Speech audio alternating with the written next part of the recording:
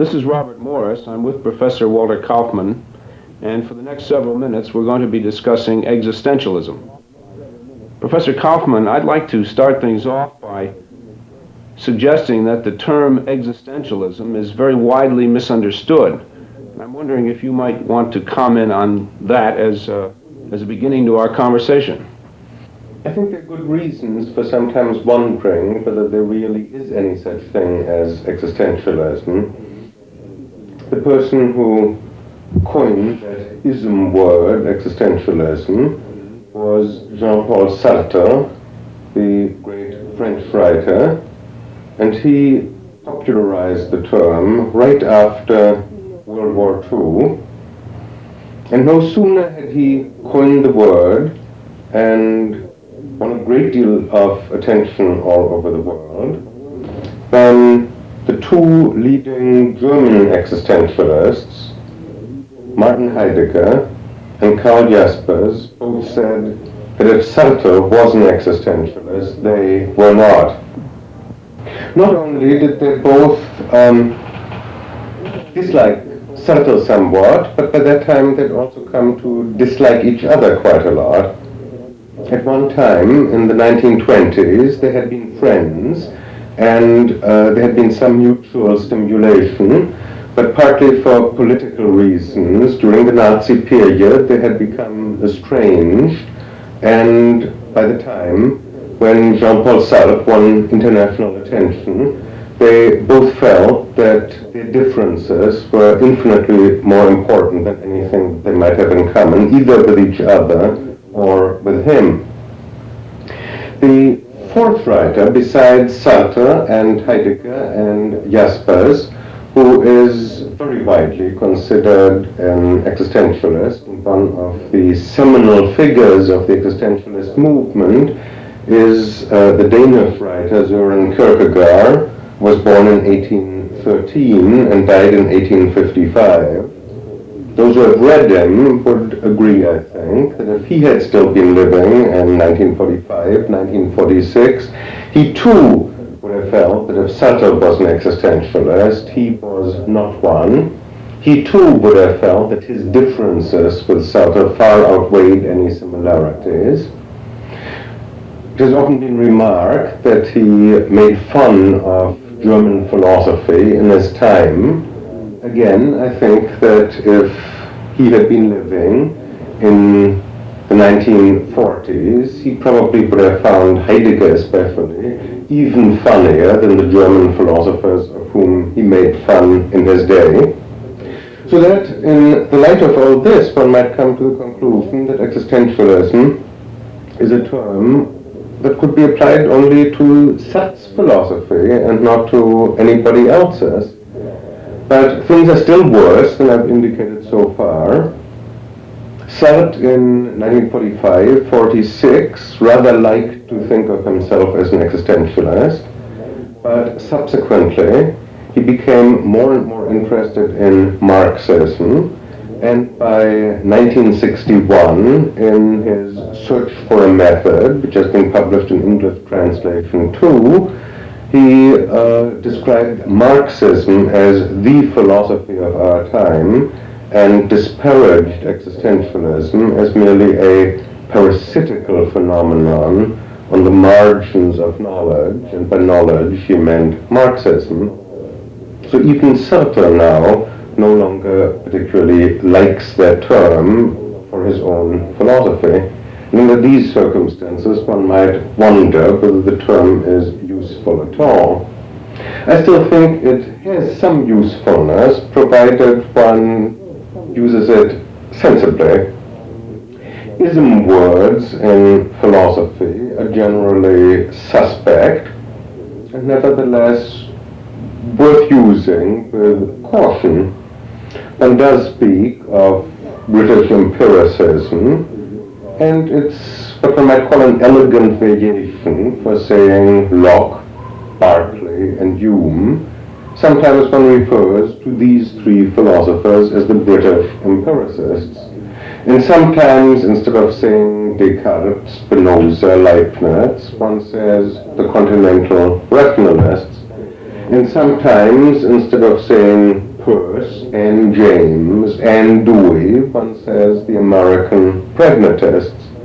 And in every one of these cases, these men consider their differences much more important than anything that they might have had in common. But this is precisely why the term is useful, why the ism terms have some legitimate use. If a man defines his contribution to philosophy very largely in terms of his differences with a predecessor, then in order to understand him, one also has to study his predecessor. And so to understand what makes Spinoza important, one has to know something about Descartes. And in order to understand what makes Leibniz important, one has to know something about both Descartes and Spinoza. As long as 3 or 4 people are best studied together, because to understand the distinctive contributions one has to compare them, it is quite useful to have a label for linking them all, and that is the legitimate use of ism words. So I would say that it makes good sense to use the word existentialism for primarily Kierkegaard, Heidegger, Jaspers, and Sartre, as long as we don't suppose that they all agree and that they all have the same philosophy, which they do not. Of course, that raises the question whether there is anything interesting that they do have in common. There needn't be. The term would be useful even if they didn't. But I think there is something that they all have in common.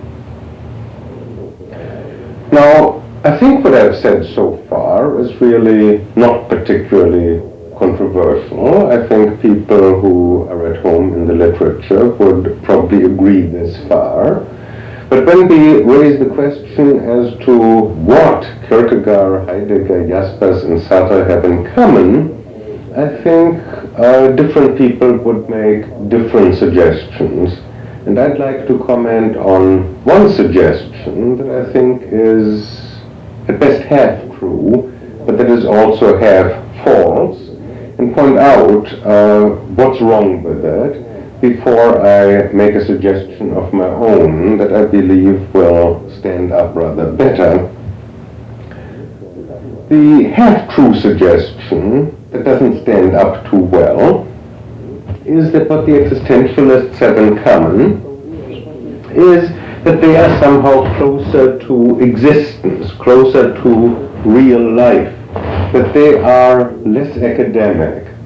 The assumption is that most philosophers, including most English-speaking philosophers, after all wrote books that are mostly for philosophy professors or graduate students or perhaps sometimes undergraduates as well, while the existentialists supposedly have written for a much larger audience and are less academic and closer to real-life problems.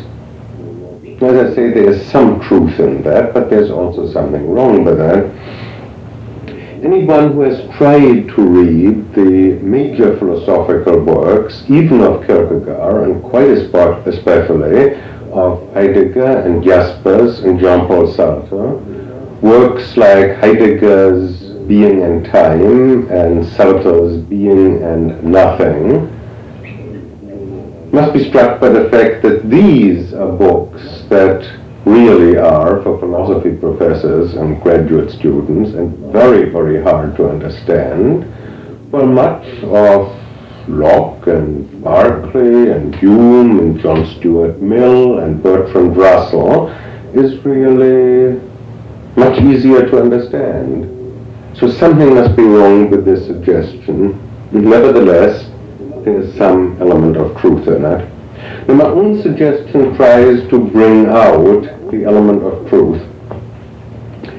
It is that these so-called existentialist philosophers agree about what is the best starting point for philosophical reflection. I think they all, 4 of them, and some other philosophers who in this respect are close to them as well, believe that the best starting point for philosophical reflection is what is sometimes called ultimate situations or extreme situations.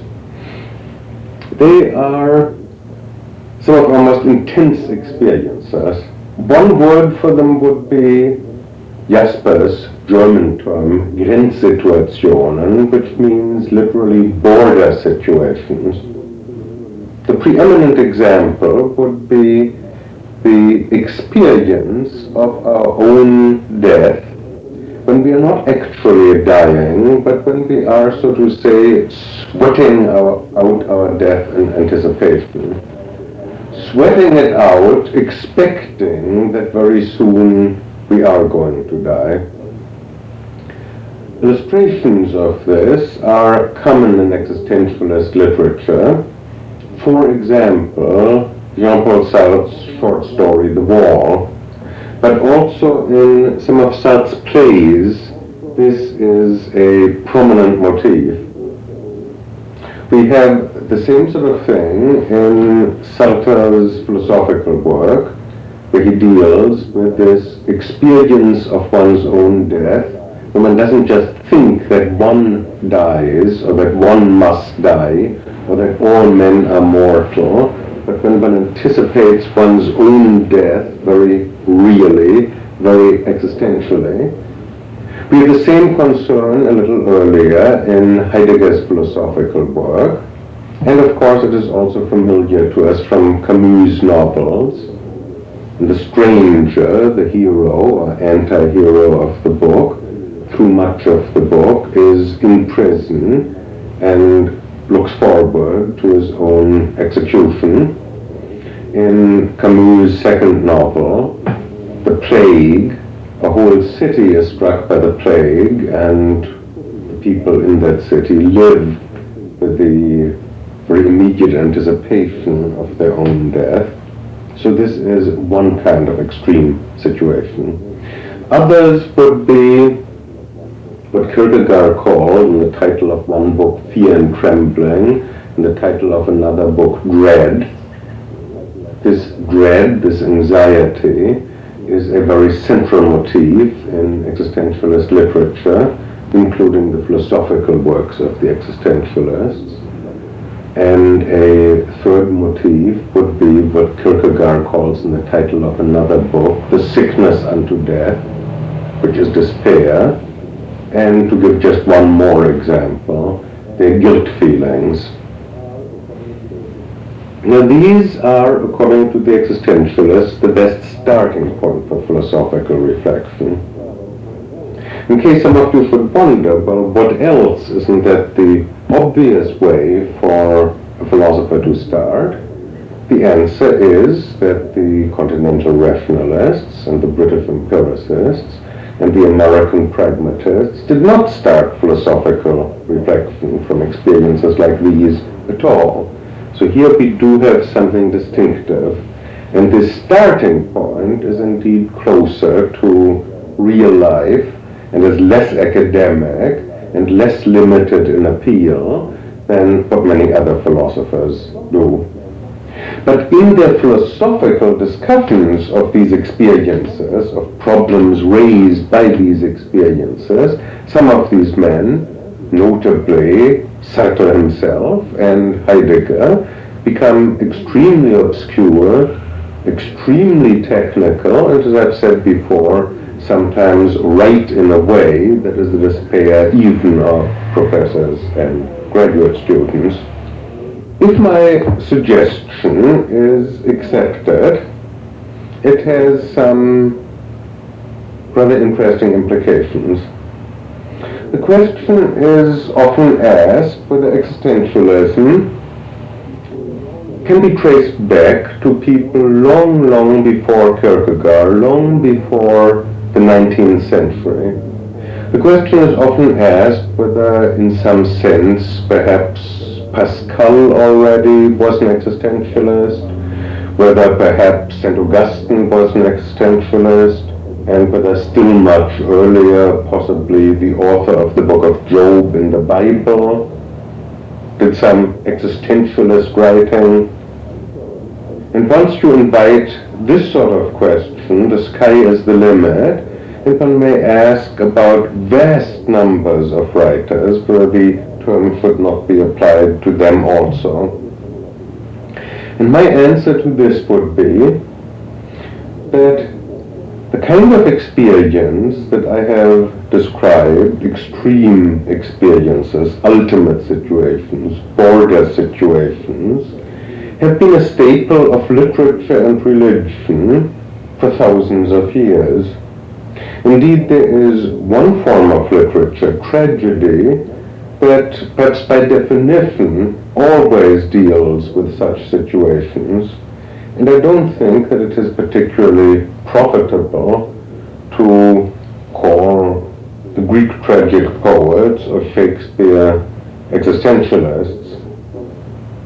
I myself have written a book from Shakespeare to existentialism, in which I deal with Shakespeare and then later on in the book also with some of the existentialists, but there's no implication that it would be particularly useful to call Shakespeare himself an existentialist, and indeed I think it would not.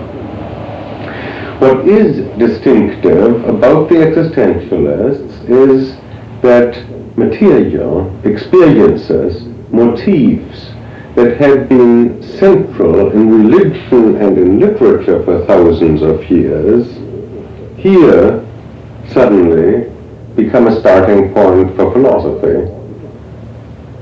And therefore, if it hadn't been for Heidegger and Jaspers and Sartre, I don't think that any of us would think of Kierkegaard as an existentialist. Perhaps we would not even think of him as a philosopher, but rather we would think of him as he thought of himself as a Christian, a religious writer.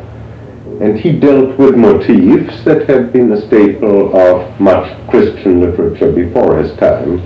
What is distinctive is that in the 20th century, a number of professional philosophers have decided that the sort of thing that Kierkegaard did was a very reasonable thing for philosophers to do also, and that it was in the 20th century that existentialism was born.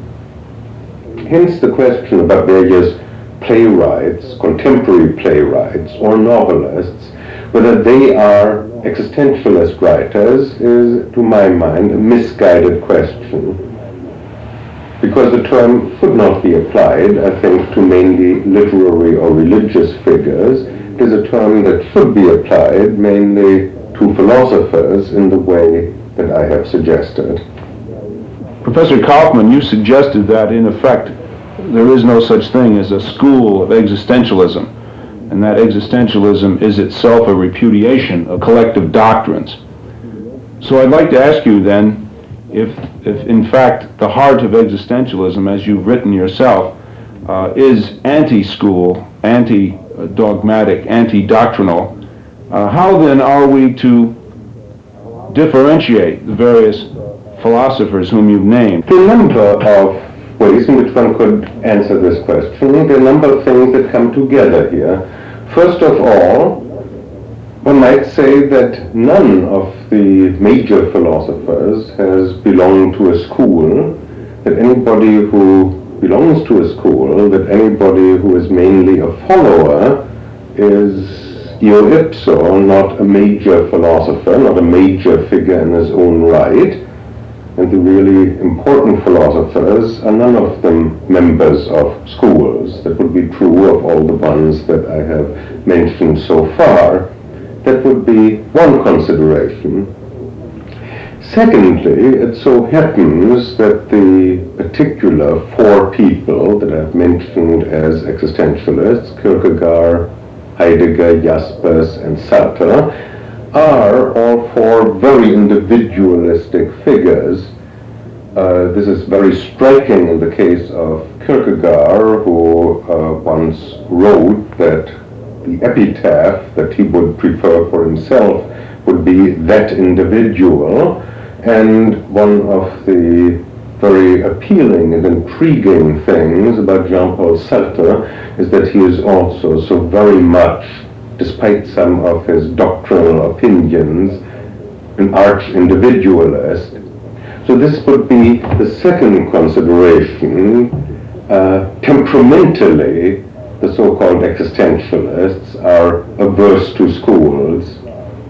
And then thirdly and lastly, I might say that what these four men have in common, in connection with the extreme ultimate situations that I have described, is a preoccupation with man in his loneliness, with man in utter solitude.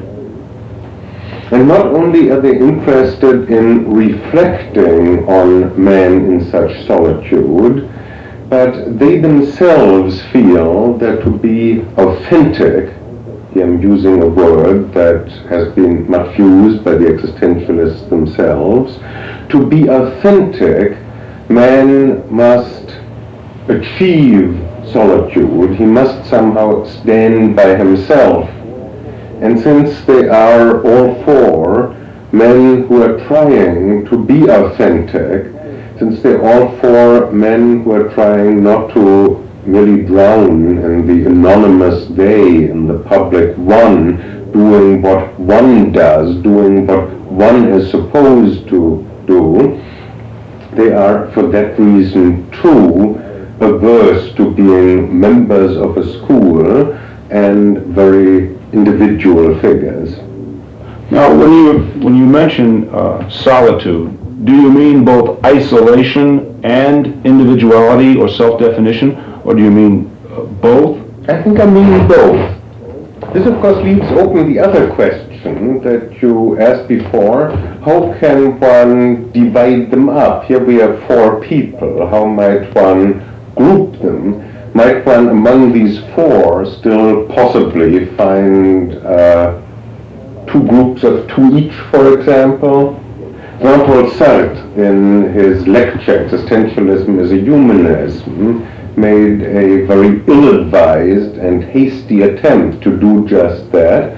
It's worth mentioning because it has been quite influential.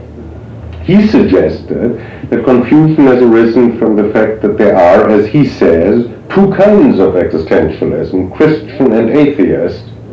And then he goes on to say, this was in 1946, that examples of Christian existentialism are Kierkegaard, which is fair enough, and Jaspers, whom Sartre goes on to call Roman Catholic, which is simply a mistake. Jaspers had never been Roman Catholic. He was brought up a Protestant, but his own position would be much more that of an agnostic than that of a Christian.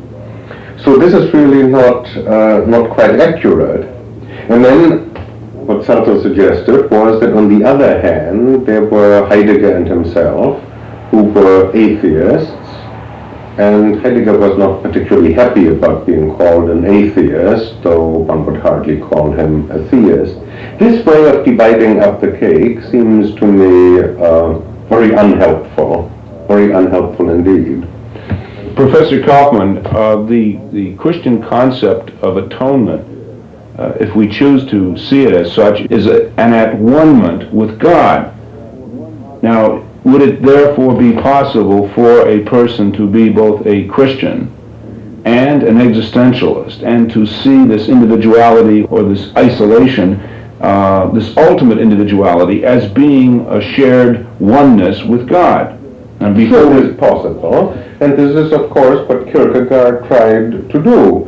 And it seems to me that if we use the word existentialism at all, we clearly should include Kierkegaard. If you will, he was the father of existentialism. I've said that existentialism really came into its own in the 20th century, but it goes back to him very much. He gave the decisive impulses, is very important for this whole movement, and he wanted desperately to be a Christian in the highest and most demanding sense of the word, and he felt that to be a Christian within Christendom was devilishly hard. that precisely because there were so many Christians, so-called Christians, lip service Christians, shallow Christians, it was extremely difficult to achieve the state of being a Christian in the more demanding sense. And he felt that this called for extreme solitude, for becoming an individual all alone. Now one might say, as long as one believes in God, one really isn't all alone.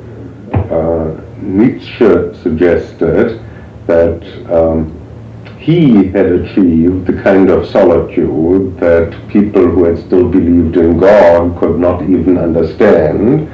And Nietzsche, in turn, also exerted a decisive influence on existentialism, not on Kierkegaard, of course. Kierkegaard died when Nietzsche was 11 years old, but Nietzsche had an immense influence on Heidegger, who has written several essays as well as a big 2-volume work on him, on Jaspers, who has written on him again and again, including a couple of books, and also on Jean-Paul Sartre.